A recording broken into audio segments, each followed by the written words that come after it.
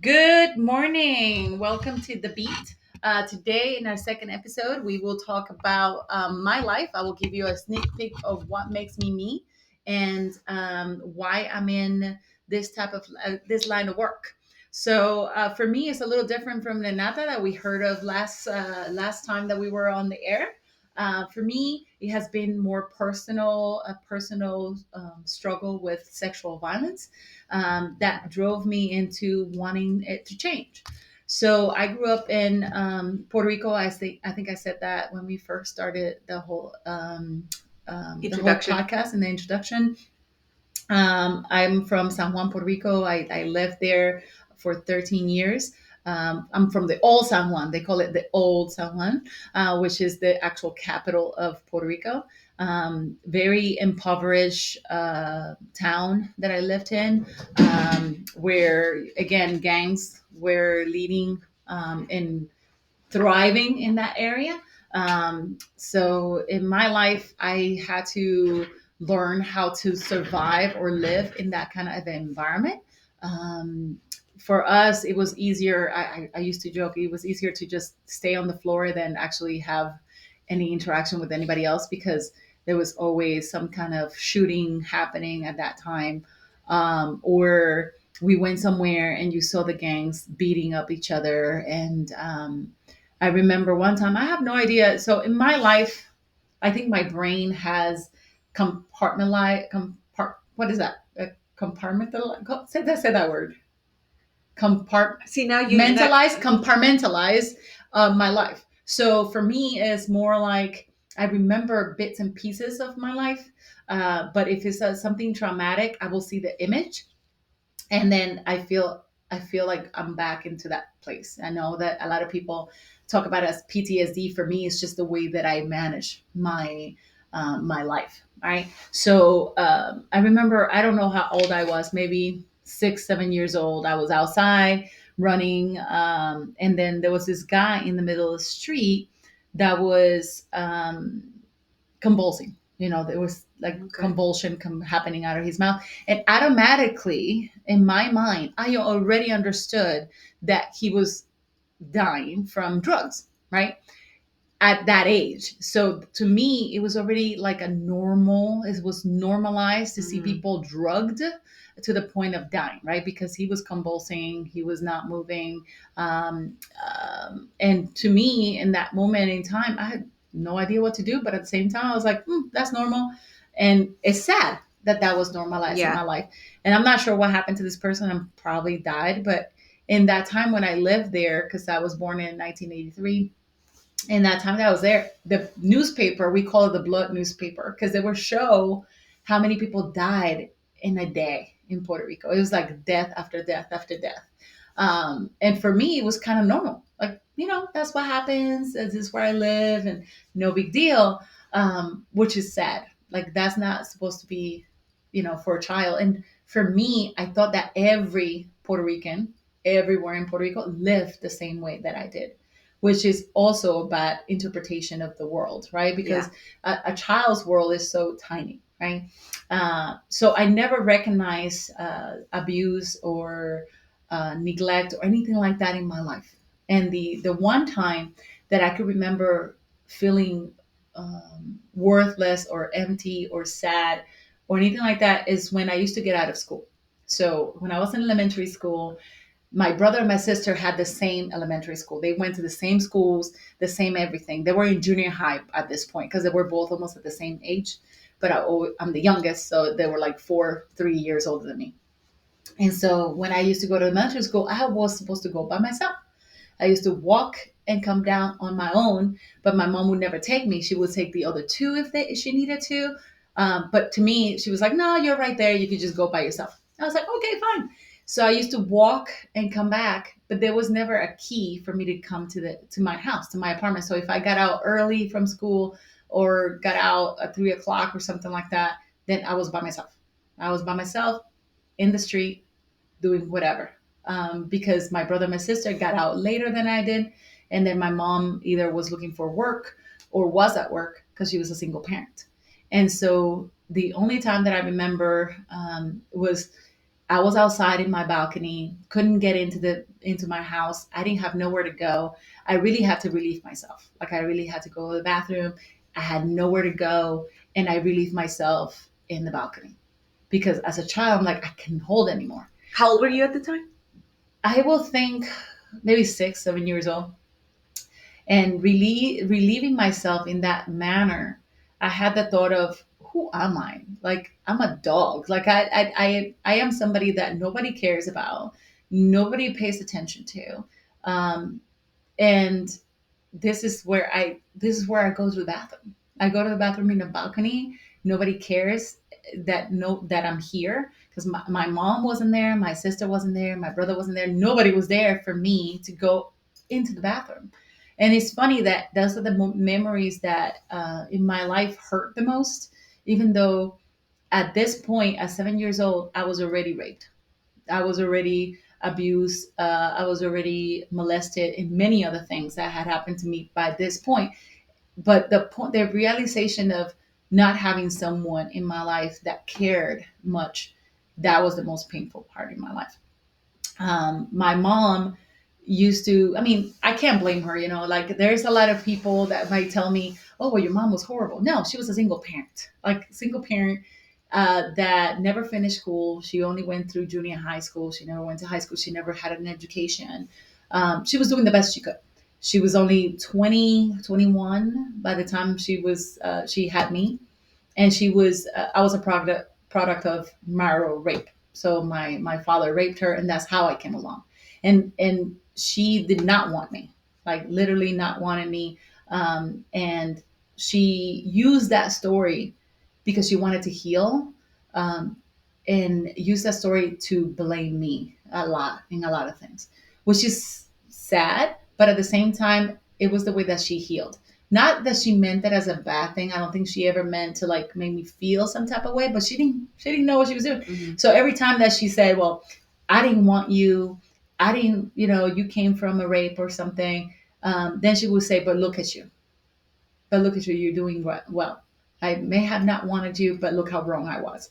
Like she would say it, but then say something else. And in my mind, as a child, I'm like, well, I'm going to show you. I'm going to still show you that you were mistaken, that I am worth having.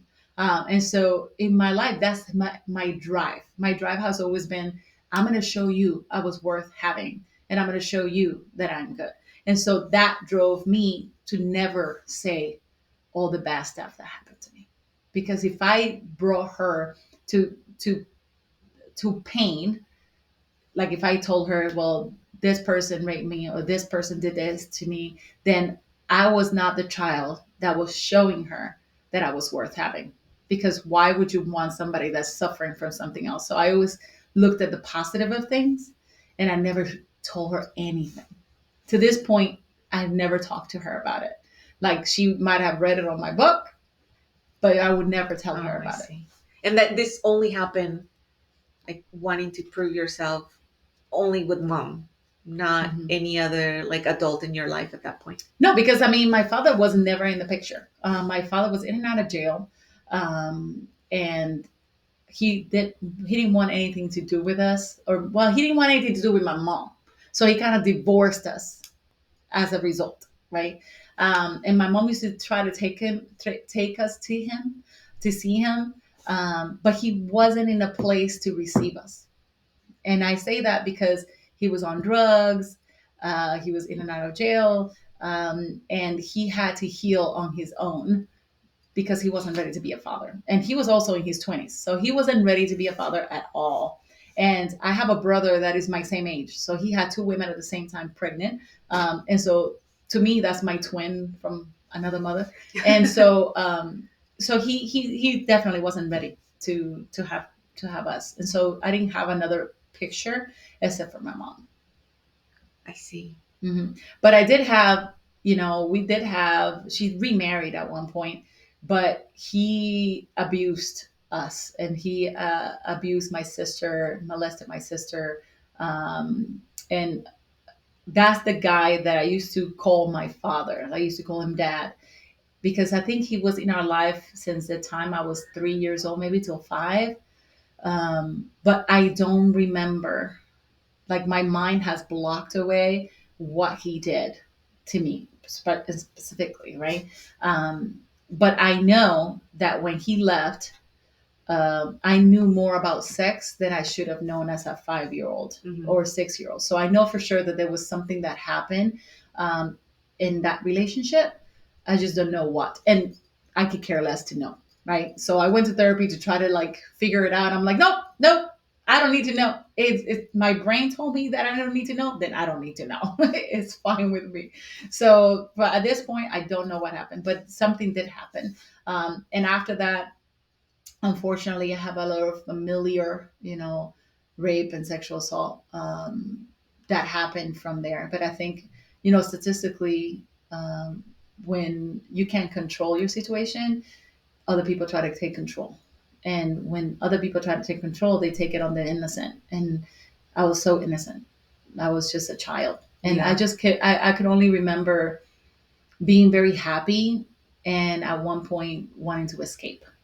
So my escape was always going to school, always doing things right, always doing volunteering to whatever was out there. So I wouldn't come home because I know home was a place where it hurted. Yeah. And I think like my brain has taken away who those people were.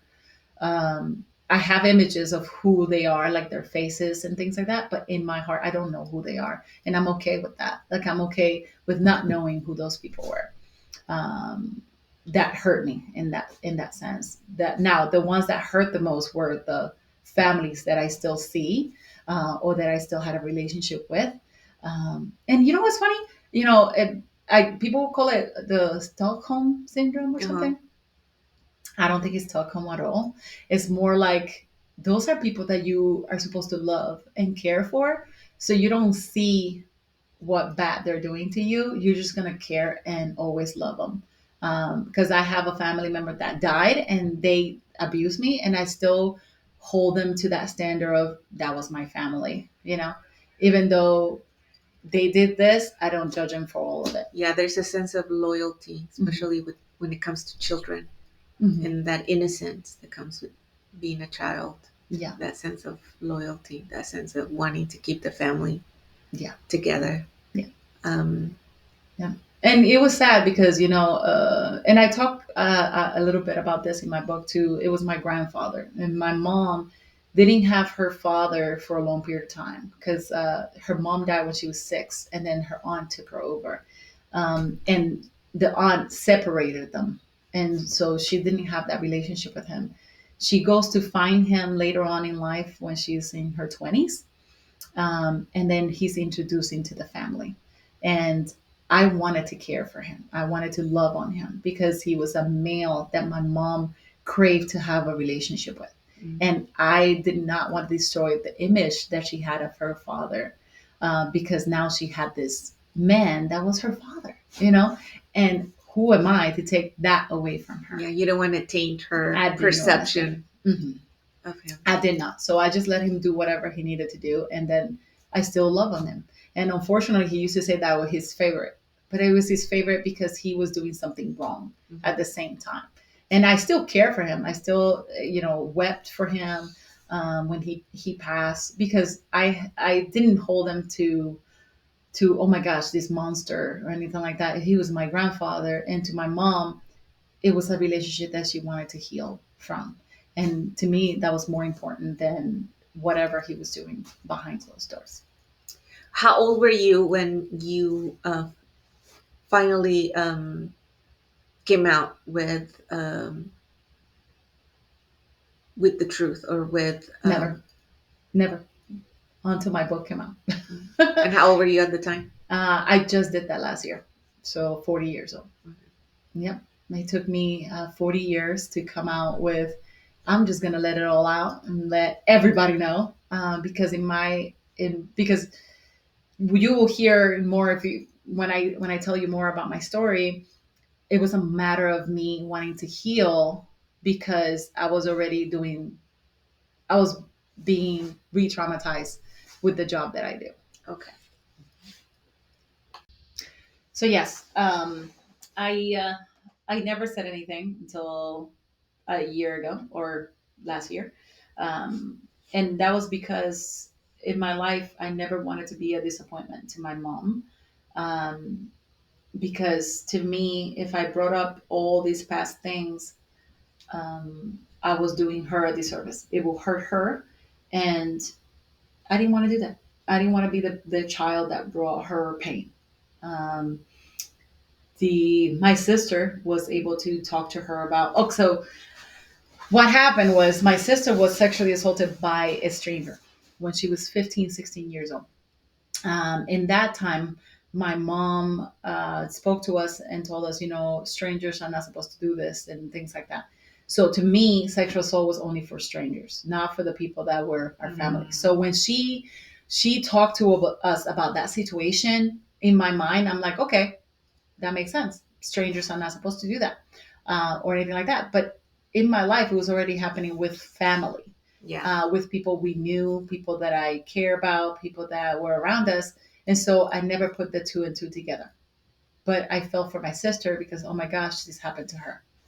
And it affected me because then I didn't have a sister. My sister was afraid. She changed and I couldn't play with her in certain manners. Like she was not there for me after that. And for me, it was painful because my sister was the only person I had as well. Because my sister, since she was older, she was my caregiver, and she was the only one that put me to bed. She was the only one telling me stories when I fell asleep. Mm. So when I lost her, to me, I lost her completely when she was 15. Um, it was painful. And so after that, we moved. We moved to the United States. And when we moved to the United States, I was like, well, new leaf. This doesn't happen here in the United States. This is the land of the free. This is the land of whatever. I think and the land of the free. And so we moved in with my uncle because we didn't have nowhere to go. We had no place to live. And then my uncle ends up sexually assaulting me as well. And I was in this belief that it was still happening in another country, in another place. And I was in the very kind of like in denial. This doesn't happen. I am done. This is not it, and things like that. I kind of rebel against a lot of things. At one point, I think I was 13 or 14 years old. I wanted to end it all. Like I was very suicidal. And my mom, I think I told her, this is over. I'm done. I don't care. Kill me. Do whatever you need to do. I was really in that moment, and she slapped me in the face to wake me up. Like I was just in the place of like, I'm just ready to die kind of type of thing. Um, I don't think I talk about that at all, not even in my book, but I did try to commit suicide, but nobody knew because nothing happened. I think I didn't take enough pills, I guess, but everything was fine. But later on, I said, you know what, I want something else with my life. 9/11 happened. I wanted to make a difference. I wanted to do something for someone else other than myself. And so that's when I joined the military. And so when I joined the military, I wanted to be they have all these logins and things. I was like, oh, I could be a part of a team. I could be a part of a family. I could do this and I will feel like I belong somewhere. Marketing. Marketing, I forget what it was at that year. Accelerate your life. It was accelerate your life. How old were you at the time? I was 18. It was accelerate your life. And I remember I want to accelerate my life. I want to travel. I want to see the ocean. I love the ocean. The ocean was always my place where I clear my mind. And so I was like, well, I could be in the ocean all day long. No problem. That's fine. So I wanted to join. And so I joined the Navy. And as soon as I get to boot camp, my RDC, not my RDC, my recruiter, she tells me, hey, make sure you take your shot record so they don't give you all the shots because they don't have to give you those, but they will make you take them all. And so I was smart. She's smart me all she can. And I was like, you don't have to do this. You don't have to do that. They can't force you to do things you don't want to. She was like really, really good. I don't know where she's at, but she was great. And so when I went there, I told them, look, I have all my shots. I don't need this shot. I don't need this shot. Everybody was getting shots. Like they were just in a line and I wasn't getting any. I was like, yeah, she trained me. I'm Yeah, good. you were well advised. I was well advised. And then we had to make a line. All the females had to make a line for OBGYN. Okay. And I didn't want to do OBGYN at all because in my mind, I had never been with a man that I wanted to be with, right? Like I never had said yes to losing my virginity, right? In my mind. Mhm. And I was like, well, I'm a virgin. I don't want to do that. I don't want anybody looking at me in there. I don't, because in my own trauma, I wanted to have control over that. Like who saw me, who I was with and stuff like that. I wanted to have control over that. And I had to go in. I go in and I tell the doctor, I don't want to do this. Like, this is not something that I want to do. Um, I'm a virgin. There's no point in you checking me in there.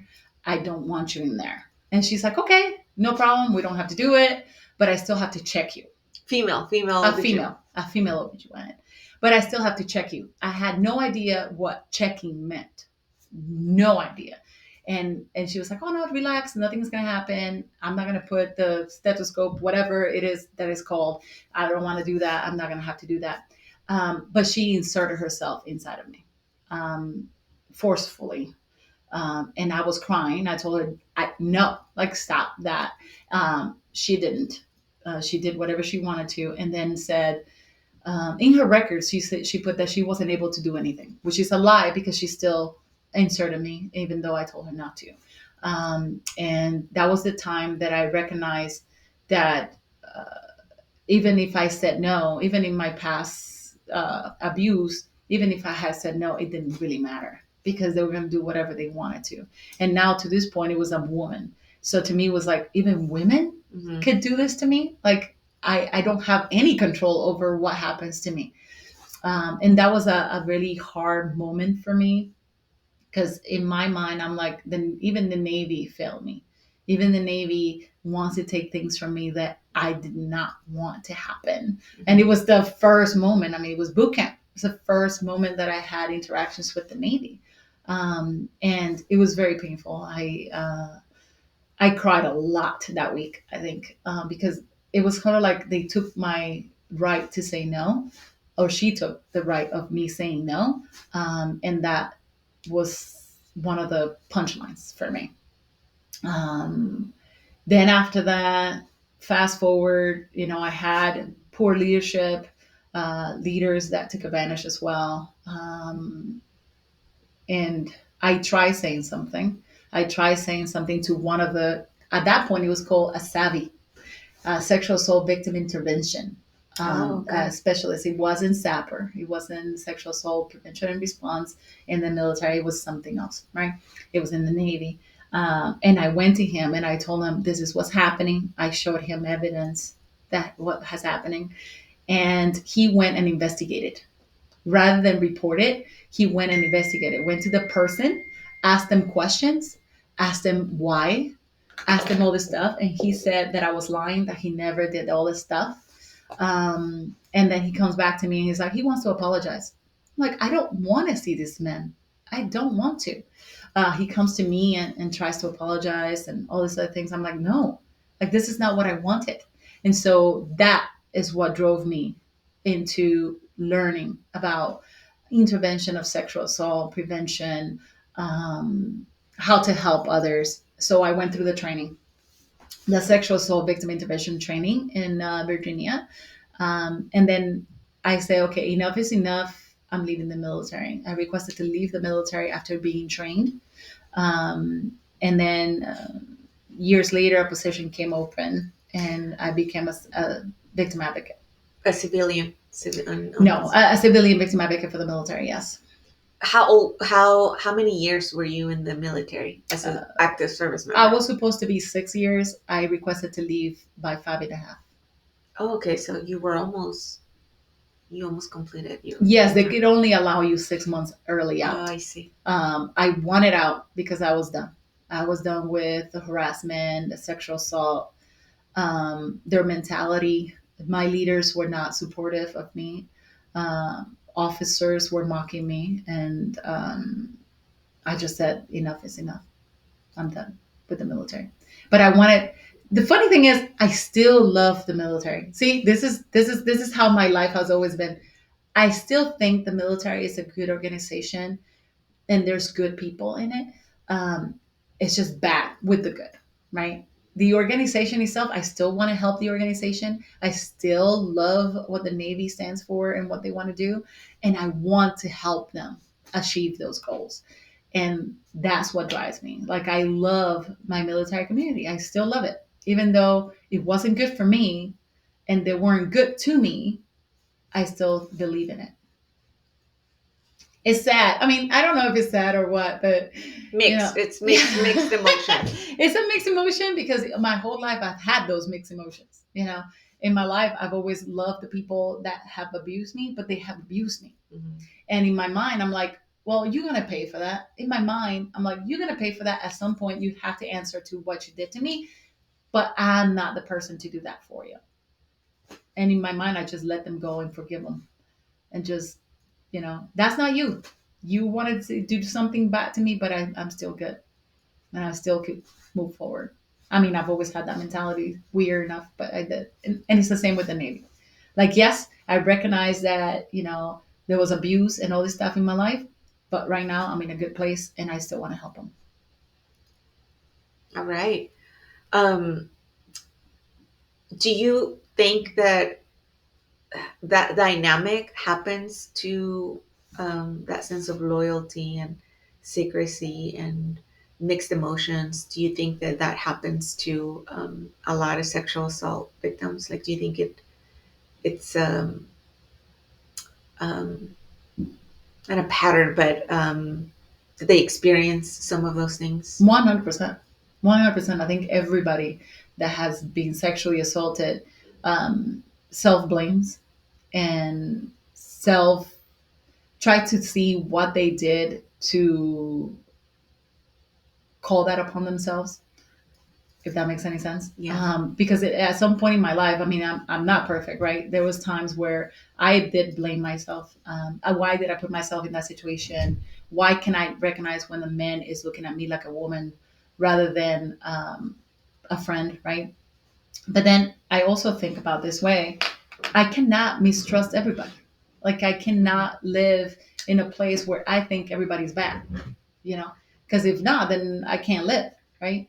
And in my life, I have pushed away a lot of people. I'm not very friendly with people, and it takes me time to warm up to them because I am questioning their motives. But at the same time, I think that that loyalty comes from knowing that person. Unfortunately, most sexual assaults happen with somebody Hmm. and because you know and love and trust them, it's very hard to let go of those feelings and completely blame them. Yeah. What do you think we can do better as a society to allow survivors of sexual assault to come forward and get the assistance that they need? Have a platform where they feel safe to tell you those things.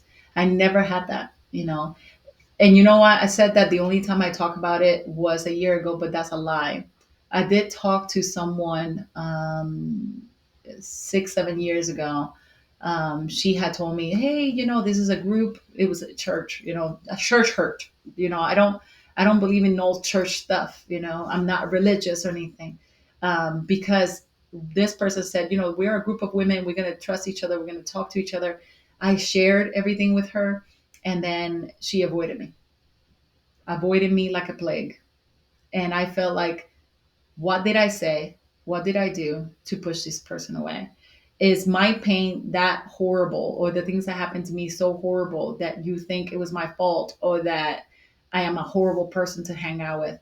And so that point in time, I said, I can't tell anybody else whatever happened to me. Oh, I see. Yeah. Because she wasn't able to receive it. And I think it's because maybe she wasn't hurt. Maybe she has a story that she needed to tell, and my pain reflected her pain, Hmm. but she never said that. And I was very vulnerable. And so at that point, I thought, you know what? I don't need to tell anybody else. Interesting.